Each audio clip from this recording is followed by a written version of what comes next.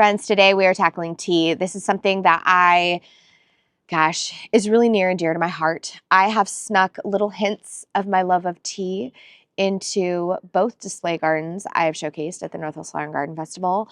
And what's so interesting is those of you who also love tea, it's almost like you recognize the journey that these plants go on.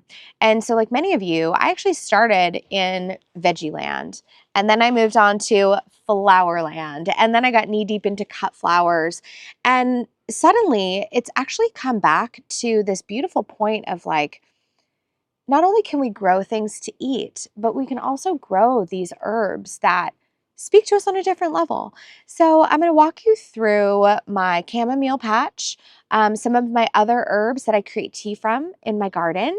I will also show you a new baby that I have growing in my garden that I'm very excited. It's not ready to be cut on, but I will show her to you. And then I will walk you through the steps that I take when I'm creating a fresh tea from my garden. And then additionally, how I am drying it and saving it for the winter months that are sure to come. So let's get down and take a closer look at my chamomile. So here we are. This is the tomato and chamomile patch. I moved my chamomile down from the front because it was getting really big in my raised beds, but here she is. And just in case you're wondering why I have it down here, number one, it was too big for the front, but number two, chamomile and tomatoes actually make beautiful companion plants. And I love that I can have it just kind of grow wild in here. And it just is that unstructured, lovely vibe that just speaks to my heart. I am actually going to do two things today. I'm going to come through and I'm going to give everything a cutback because it's gone a little too far for me to harvest the flowers for my tea. So I want to bring you in close and I'm going to show you the different stages of the chamomile flower and the precise stage that you would like to harvest this at. And then I'll go through, I will harvest as much as I can, and we'll make a fresh cup today. Okay, friends, what I want to do is I want to show you all of these different chamomile blossoms because this is going to give you an idea just on this little spray of the different stages, okay? What we are looking for is we are looking for this stage. This is when the petals are more outward.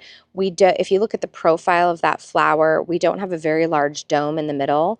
And when your chamomile blossom is this stage, it is just like literally you just pop it off and put it in your bowl. Now, as the chamomile plant ages, you know what I might do? I'm going to harvest that one anyways. But you see how it becomes more domed, okay? And then it changes from yellow to more of that brown. Do you see that here? At this point, it is going to start setting seed. Now, if you like this running wild through your garden, let it set seed. However, this is a very prolific plant. So for me, I know I have missed this window and I want my chamomiles to keep producing. So instead, what I'm going to do here is I'm not going to harvest these. Instead, I'm going to go down here with my freshly cleaned snips. Okay, can we get a moment for these Dram Snips? I hit these with a wire brush this morning, and these puppies are like brand new. I freaking love this. Okay, so this guy is going to go in the compost, and I'm going to come in here and harvest a few more. So this one is perfect. This one is pretty good. Down here, this is kind of the perfect stage right here. We are not too domed. We just have a little mound. It hasn't formed a cone yet. And we've got just all those lovely petals. And the scent on this is just bananas good. So I'm going to go through my patch. I'm going to harvest as much chamomile as ripe and ready. And then I'm also going to cut this back because I want this chamomile to keep producing and not have everything go to seed.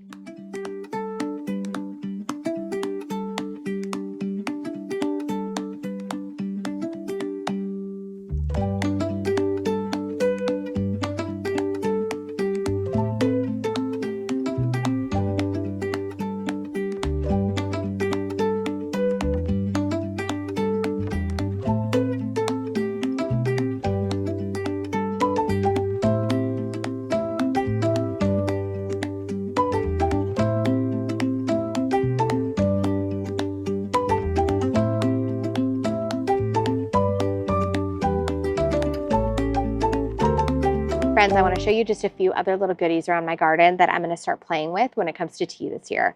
This is a brand new addition to my garden. This is Camellia sinensis. This is not something that is native to our region, but this is what people dry and use for beautiful white teas, black teas. It's a fantastic ingredient, and I'm very excited that I've added this to my tea garden collection this year.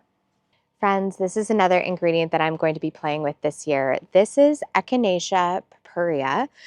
This is your classic like cold and flu buster, and it's not something that I have, well, listen, I've grown a lot of echinaceas, but I wanted to grow the straight species, the purpurea, because I thought it might be kind of fun to play with it and see what kind of tea I could make from this gorgeous, gorgeous plant. And like, granted, I'm standing below the parterre raised border, but she is big and I'm very excited. Friends, this is another plant that I am utilizing this year in my tea garden, and this is stevia. Now, stevia is reported to be good for everything from dental health to weight control, all sorts of things, liver support. But more than anything, this is a delectably sweet little leaf. And in fact, I'm using this as an addition to my perfect iced tea. Lovely, lovely plant. All right, my friends, welcome to my apple mint patch. And I have to tell you, right behind chamomile, and actually even more so this season, this mint patch is bringing me so much joy. And this is literally a singular pot of herbs. But I think what's interesting, and I guess the lesson that I'm taking from the garden this year with regard to mint is that this is a beautiful ingredient and it is so commonplace. And it's just one of those things where it's like maybe we pass by it, but this is your invitation to stop and enjoy this, because this has been the most beautiful cup of tea that I've been brewing in this season of my life. And I feel like if you're a gardener, you probably are like me, where different seasons will speak to you of different things. And right now I am in, I'm just in my mint season. So what I'm going to do while I'm here actually is every once in a while when you get like big heat waves going on, you'll get a few kind of dead leaves lower down, and then your mint will get all, stringly and all that good stuff. You just remove them, just get a handful, remove them. And what I want you to do is that is also your invitation to keep pruning low. You can see right here where I've already cut off a center stem of my mint, and look what's happening. It's actually encouraged a lot of basal growth. And from this cut point, we have so many more branches that are being encouraged. So I'm going to take this one, and do you see way down here where I have a new set of leaves emerging? I'm going to cut it down here. And again, sharp, clean snips. And I am just going to throw this bad boy in a little cup of water, just like that. And actually, while I am here, I think I'm going to do a couple more snips because I want to encourage this to keep going on its little minty journey here. So I'm going to take 3 of the largest stalks that were growing really tall, and now we have a small petite plant. Oh, here's another dried leaf, another crusty leaf. Okay, those guys are out of here. And now this guy is ready for a little drink of water, and these sweet little shoots down here, they're just going to keep producing. So mint is one of those great things with so many of these plants. The more you clip, the more it grows, the more you get to enjoy this plant. Okay. So let's take our mint, let's take our chamomile, and I'm going to walk you through preparation steps for a fresh cup, as well as how I would dry this. So welcome to Tea 101. Now, I've been a very long time tea drinker, and I'm not sure if it's because I come from an Irish lineage, but I grew up drinking tea. My mom would make tea for us during our violin lessons when we were waiting. My brother and I played the violin, so while he was having his lesson, I would have a cup of tea, vice versa. My grandmother would come to town. We would all have tea together in the afternoon. So for me, this is as much of my upbringing as it is a way of life. So tea is just something that's ingrained in me. So I'm delighted to share this with you. I want to go through kind of just the basics of what is in my tea cabinet. And this is very basic. You do not need to have $1 million or make some giant investment to start on this journey. You really just need a plant and a few things from around your home. So obviously we have my teacup here. I love white china, sidebar, love it. And of course we have some fresh ingredients. So right here we've got my fresh chamomile and my fresh mint, but I also wanted to show you what I've done in the past couple weeks. This right here is my dried chamomile. And you can see these are full flower heads. These are not little pieces of chamomile dust that you might find in a regular tea bag. The full flower is totally where it's at. And then likewise, I'm actually running low here. This is some apple mint tea. And this is from a couple weeks ago when I was doing a little bit of container maintenance. I just clipped one, ate the fresh stuff, dried the rest. And by the way, this is just a little mason jar here, and these are BPA-free lids that I've purchased off of Amazon. I'm sure you could find them at a hardware store too, but this just keeps it in a nice airtight container. Now, typically, if you really want to get extra bonus points, you would have this in an obscured glass container, something that isn't going to get daylight on it. This is kept in a dark cabinet, so I don't have to worry about that. Okay, in terms of tea preparation, you really just need a couple basic things. If you're making a lot of tea, I love a French press. These are lovely. I would recommend that you get one for your coffee if you're a coffee drinker and a separate one for your tea because you don't want those flavors kind of infusing each other. The next thing is a tea strainer of sorts. So this is just a real little basic one. You put your leaves in the top and then you place it on your cup like this and you do a pour over situation and then you let it steep. I also have these, which I am down to, oh my gosh, this is my last one. It's ridiculous. This is just, again, Art of Tea. I will link where I get these. This is a paper filter and the little string is in here. Basically, you can fill this with whatever you want, which is lovely. When I mix a variety of herbs, this is a really great way to do it. And then you simply pull, cinch up the top, and in your cup she goes.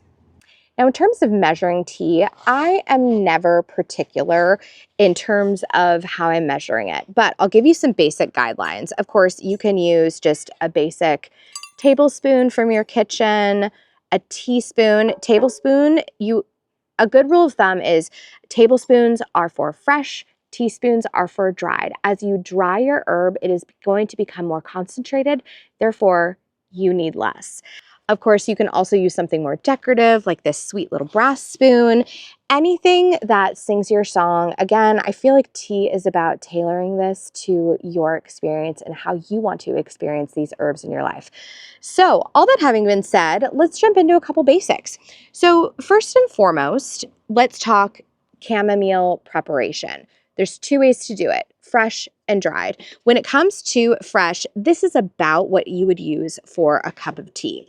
So if we are going to do a fresh preparation of chamomile, chamomile has a lot of smaller bits to it. So I like to use a very fine sieve. So I'm either going to use one of my paper refillable ones or I'm going to use a French press. I'm not going to use something like this because the holes are simply too big and I'm going to end up with lots of little bits floating in my tea. So if we're going to prepare tea in this little Bodum press, it's super, super easy. Basically, you're going to want about 3 tablespoons to a cup. So let's go 1, 2, oh, look at that, 3, totally perfect. Okay. Adding to this, we're going to pour over probably about 10 ounces of boiling hot water. So while the chamomile is steeping, I want to just baby step you through a fresh mint preparation. Now, I feel like mint is relegated to like cheap tea bags and maybe just putting it in your iced tea, but fresh mint tea, like I am dying over this apple mint this season of my life. It is so refreshing. The apple mint is slightly sweet. It has just a hint of fruitiness. This for me, like right now in this season, I don't know what it is, but I'm just loving it. And what's so funny is it actually echoes the sweet apple that you smell with your fresh chamomile, which is also like bananas good. So just to give you kind of a different preparation method, I'm going to use one of my little tea bags here. And these guys are just super easy to use. I always have them on hand. In fact, I need to reorder. But essentially what we're going to do is I'm going to take some of the lower leaves off of my apple mint here. Okay, I'm going to use maybe 4 leaves, just like this. And these are pretty big leaves. Now, typically when you're going to shred these up, 4 leaves will net you about 3 tablespoons of shredded mint. Some people come in here with like a knife and do all sorts of chopping. I don't have time for that. So what I'm going to do, let me just move this out of the way here, is I literally come in, and I'm not going to do anything fancy. I'm literally going to rip it up just with my fingers and tuck it in my little tea bag here. Go through the second one. And the reason that we are not just dumping in a plain leaf is because I want all of the oils that are present in my mint here to be released. And so the more little slices and cuts that you give it, the more that this hot water is able to get in here and infuse this beautiful cup with all of that minty goodness. Okay, there we are. So I've got 4 rather large apple mint leaves. These are so great. You literally just like, boom, she's sealed. And this is great also if you want to like mix different things, make your own little concoction. I just cannot speak highly enough about these. So we're going to pour a little bit of boiling hot water over this guy, and we're going to set it aside for 5 minutes as well. All right, and while that's steeping, I do want to walk you through kind of how to prepare these ingredients dry. So essentially, I don't have a paper plate, but paper plates are definitely what I prefer when I'm drying my chamomile. So when you are going from a full flower like this to dried like this, I mean, this is like a matter of like a week and some change, especially in the summertime. But essentially, the key to all of this is putting it on parchment paper, a paper plate, something like that. And what you want to do is you want to spread out your blossoms so that they aren't touching. Now, I love this on a paper plate because I will just leave this on the countertop, and maybe once a day I'll come by and I'll just give my paper plate a little shake to tumble all of my blossoms so they're drying more evenly. This isn't anything fancy. This is something you can totally do at home, and you can do this with like very minimal supplies. Parchment paper, you probably already have it. Paper plate, you might have something kicking around.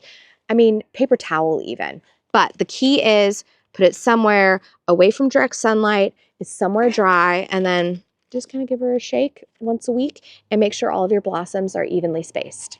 Now, with regard to mint, I'm going to dry this a little bit differently.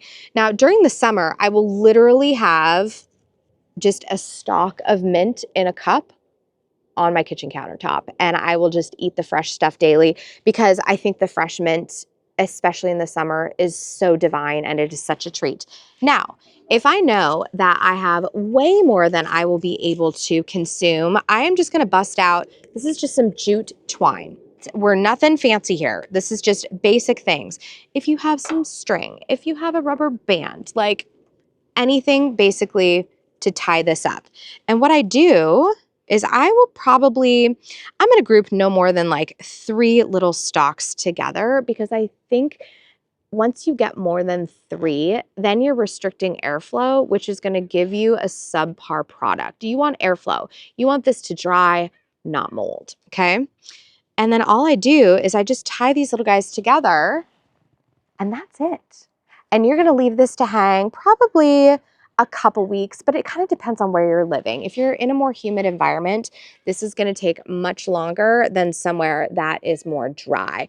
And I simply have a little like tension rod in my kitchen where I have a little curtain behind my back door window, and I just literally hang this from it.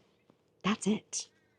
And then once it is dry, it's at that point that I remove it from the stems and I will add it to my little jar here. So I'm going to stick these in so I have more fresh mint here. Once your mint is 100% dry, we're not talking limp, we are talking full on crispy to the core, we are going to pluck it off of the stem and add it to an airtight jar. Now, the reason I'm emphasizing 100% crispy is because if you put something that is semi-dry in an airtight jar, you're going to end up with moldy product on your hand, which is not what you want for a cup of tea. Then when you're ready to enjoy, I will literally just take my little shriveled leaf out. I will open up a tea bag and I will crumble it into my tea bag. And boom, there you have it. So this has been steeping for 5 minutes. So you're just going to put your top on your French press and scoot it down really gently. And this is a super fine sieve in it, so the petals and everything else remains in the bottom of the press. So gorgeous. Okay. Can you even get over this cup of tea? It is gorgeous. This is actually way stronger than I normally see, but I mean, honestly, you can smell that sweetness. That is so distinct. Just, oh my gosh. It has more of a sweetness than the dried tea will give you, and it is just a treat. Because we've done a fresh preparation here and you get just like a little bit of the stem in some of these pieces, there's like a freshness to it. There's a little bit of grassiness to it. Like not grassy in a bad way, but like grassy in like an herby, bright way. A little bit of that like sweet apple that people talk about, and just a subtle, beautiful floral. Cannot recommend it enough. And if you're like me, you probably thought that really the only way to prepare tea was to dry the ingredients and then make tea from it. I'm here to say that that is bupkis. Fresh preparations are a stunning way to enjoy what you're growing right at the peak of freshness. So it has been 5 minutes on these bad boys, and I don't have a regular spoon out here, so we're just going to do one of these guys. Also, if you've never known how to do this, this is just an easy way to wring out your tea bag. You place it against a spoon like that, wrap it around. There you go. Okay, again, beautiful preparation. You know, I think is so interesting about the fresh apple mint, and this probably goes for most fresh mints, is that, again, it tastes sweeter. Yeah, that is perfection. That is perfection. I mean, honestly, throw this into like some of your classic black tea, a little bit of lemon, chef's kiss. So good. So good. So friends, the next thing I want to walk you through is something that is very near and dear to my heart. It's something that Brian and I have poured a lot of love into and has been really inspired by my life in the garden, how I navigate this space. And we really wanted to create something that we could send out into the world that would enhance your gardening journey as well. So I want to take you through the beautiful tea line that we have created and the inspiration behind each one of these magical blends. Okay, so first up here is the Perfect Iced Tea. Now, Perfect Iced Tea was born because our blender sent this to us. So we had our initial visit and we talked about like the hopes, the dreams that I had, the things that I love to grow in my garden, what I love to create from my own tea ingredients. And from there, he set to work kind of curating and crafting these blends based on kind of this beautiful collaboration. And when he sent this to us, we both took one sip and we were like, this has to be an iced tea. This is literally the perfect iced tea. And so the Perfect Iced Tea was born. This, I wish you could smell this. I wish you could smell this because I get so excited. If you are looking for that fresh, bright, magical iced tea, like this is it. This is it. Look no further. And so what we have here is we have a beautiful rooibos base.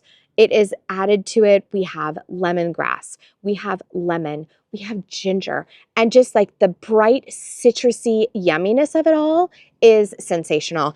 And the reason that I actually want to show it to you like this is because I truly believe that our tea is not only exceptional, but it is beautiful. And I feel like this, I don't know, I feel like this might help you appreciate what we are seeing and what we are looking at when these ingredients are sourced and blended. If you've never made iced tea before, you are going to brew this in a really traditional method. On our packaging, we give all of our suggestions for brewing these teas. I always brew my iced tea double concentrated and then throw in a healthy chunk of ice, some fresh lemon, maybe some fresh mint from the garden. I mean, perfection. So friends, this is Meadows Edge. This is our one caffeinated blend in the lineup. And for the caffeine source, we've used green mate. So it's really gentle. It's not jittery. It's not a super pungent black tea. It's just like this lovely earthy blend. And what it reminded me of, honestly, when we look at the ingredients, is it really reminded me of the edge of a meadow, like kind of coming into that brightness of that space, because there's a lot of really amazing things in here, like nettle, for example. Our meadows here, they're usually edged in nettle because we have that woodland environment, and nettle is super anti-inflammatory. It's a lovely ingredient. So also in here for those bright notes, we have sunflower petals, we have cornflower petals, we have a little bit of ginkgo in here. So just a beautiful, lovely, bright cup of tea, very gentle, very herby, really lovely. All right, this next blend is actually selfishly, I feel like made for me. As a very fair-skinned person, it is hard to be out in the sun for long periods of time. It's also, I have early onset arthritis in my hands. And so I'm constantly seeking things that are great for my skin. They are very anti-inflammatory. And this blend is not only inspired by those needs that I have, but also by the parterre and the veggies that I know and love. By the way, your tea will arrive in an airtight package that contains 25 of these little tea bags. This blend we're calling Sunny Day. Not only because it's made for those sunny days when we're out in the garden, but because of just the gorgeous color. I mean, just look at this. So this is a super, like I said, antioxidant rich blend. It is beautiful. There's ginger, there's carrot, there's beetroot in here. There's turmeric, pineapple for just like a little bit of sweetness, even some calendula. Sunny day, just a gorgeous blend, gorgeous cup of tea. Oh, also, this happens to be my youngest son's favorite of the lineup. Yes, I had the whole family do a taste test. Okay, this one, I know what this is even without looking at any packaging. This is Lavender Rose. She was inspired by the dining patio where I'm seated right now.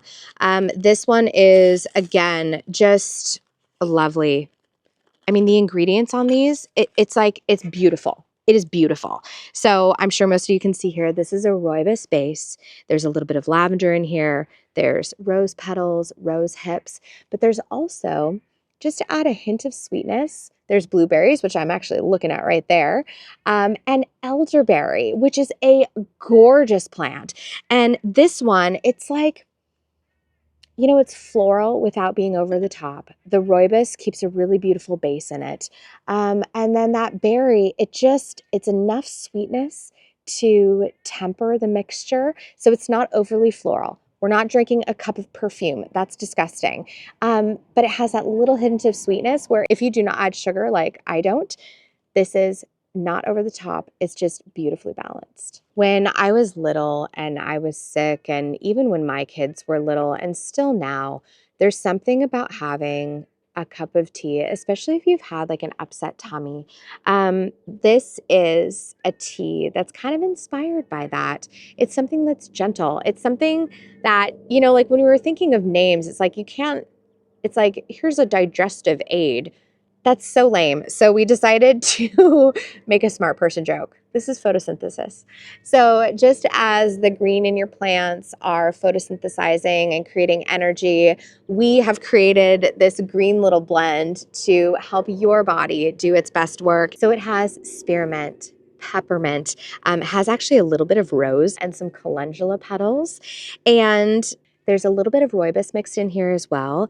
And then the other thing, I wanted to introduce another kind of magical ingredient into the tea, and it's osmanthus. Osmanthus is a lovely, lovely flower that you don't see in a lot of teas, and I thought might be kind of fun to add it to this blend. So you're going to be very forward notes of that minty, herbal kind of tea, yet there's this real subtleness that is brought in with the Osmanthus and the rose and the calendula that elevates it a bit. It keeps it a little bit more just like a very mild floral that's infused throughout. And so this is something that I will commonly reach for after dinner, maybe before bedtime even, but a lovely, lovely blend. And this is Photosynthesis. Now, the last of our blends is one that is just super straightforward, you know, and at first I kind of was like, is this even worth putting out into the world? But I feel really strongly about this one. This is chamomile. And you get a lot of chamomile tea that is in these like small, slender packets, and it's because it's not the full flower. And for me, when I am creating these teas, when I am thinking about what I'm eating, there's something really beautiful about having the whole ingredient. And so when you get your chamomile tea bag, it is not going to be this like wimpy little thing. You're going to feel all of the full flower heads in here. And look at this. I mean, you have the little stem pieces, you have the petals, you've got the center of the buds. So it was really important that we source and curate for you a full flower, organic chamomile. Obviously, I don't grow enough chamomile to make tea for the masses, but this has been beautifully sourced, and I'm really proud of it. I'm really excited to share it because this is, in my opinion, how the chamomile flower is meant to be enjoyed. We have partnered with a lovely company here in the US to source and blend and package these ingredients. They are all USDA 100% organic certified. So I feel really proud of what we have been able to create and that we are partnering with another small business doing small batches, a lot of heart, a lot of love. We're offering 20% off through Monday, July 15th, off all of our blends. And July 15th is the first official ship date of this tea. For those of you who have already pre-ordered, first and foremost, thank you so much. You have bought out over half of the Lavender Rose, Meadows Edge, and Chamomile. I am going to be packaging your goodies this weekend and sending them out into the world. And just from the bottom of my heart, thank you so much for supporting me. Thank you for inviting me into your home, whether it's through the channel or through Instagram or through the purchase of this tea. I love that I'm able to reach out into this beautiful world and connect with all of you. It's been on my heart for many, many years, and you guys are making a dream come true. So thank you. I will leave a link for you on the screen as well as down in the description below to take you directly over to our website if you would like to purchase any one of these tea blends. Thank you so much for watching. I'm going to see you in the next one, and as always, please say hello to your garden for me.